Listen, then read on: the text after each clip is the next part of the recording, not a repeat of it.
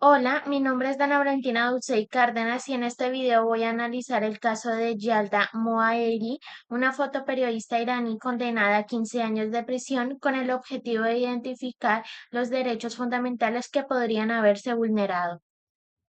Yalda Moayeri es una fotoperiodista iraní que ha documentado diferentes acontecimientos políticos y sociales de su país. En 2026 fue condenada a 15 años de prisión por acusaciones relacionadas con espionaje y por entregar fotografías a entidades consideradas hostiles por Irán. Lo que más me llamó la atención fue que, según la información disponible, al acudir al tribunal no recibió los documentos formales de su proceso y tuvo que conocer las acusaciones mediante un manuscrito. Esto genera dudas sobre la transparencia del procedimiento y sobre las garantías que tuvo para defenderse. Para entender el caso es importante tener en cuenta el contexto político y social de Irán. Actualmente existe una fuerte tensión entre Irán, Israel y Estados Unidos, y las autoridades iraníes consideran a determinadas organizaciones de estos países como entidades hostiles. Esta situación es relevante porque parte de las acusaciones contra Moayeri están relacionadas precisamente con haber entregado fotografías y otros trabajos a organizaciones consideradas hostiles por Irán. Además, Moahieri ya había sido detenida en 2022 mientras cubría las protestas conocidas como Mujer, Vida, Libertad, que surgieron después de la muerte de Masha Amini. Estas protestas estuvieron relacionadas con las exigencias de diferentes sectores de la población, especialmente mujeres, por mayores libertades y garantías de sus derechos. Moahieri, de su trabajo como fotoperiodista, documentó estos acontecimientos y continuó mostrando diferentes situaciones políticas y sociales de su país. Por eso, el contexto resulta importante. Su trabajo periodístico se desarrolla en un escenario donde existen fuertes tensiones políticas y restricciones, y esto permite entender mejor el conflicto entre la seguridad nacional que argumenta el Estado y la libertad de expresión y de prensa que ella ejerce. Considero que los principales derechos que podrían estar comprometidos son la libertad de expresión, la libertad de prensa, el debido proceso y la libertad personal.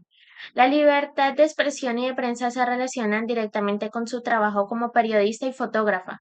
El debido proceso se cuestiona principalmente por la falta de documentos y transparencias durante el procedimiento y la libertad personal está relacionada con la condena de 15 años de prisión. Considero que la libertad de expresión puede tener límites cuando existen pruebas de que una conducta representa una amenaza real para la seguridad nacional. Sin embargo, estos límites deben ser necesarios y proporcionales. Por eso, si realmente existían pruebas de espionaje, el Estado debía presentarlas dentro de un proceso que respetara sus garantías. Pero, si las fotografías y publicaciones correspondían únicamente al ejercicio de su labor periodística, la sanción podría representar una restricción excesiva de su libertad de expresión y de prensa. En mi opinión, el aspecto más preocupante del caso es la falta de transparencia. No considero que la condena de 15 años por sí sola permita afirmar que hubo una vulneración, porque una persona puede ser privada de su libertad cuando se demuestra que cometió un delito. El problema está en que no se conoce con claridad cuáles fueron las pruebas utilizadas ni cómo pudo ejercer su defensa. Por eso considero que la seguridad nacional no debería utilizarse para eliminar las garantías fundamentales de una persona.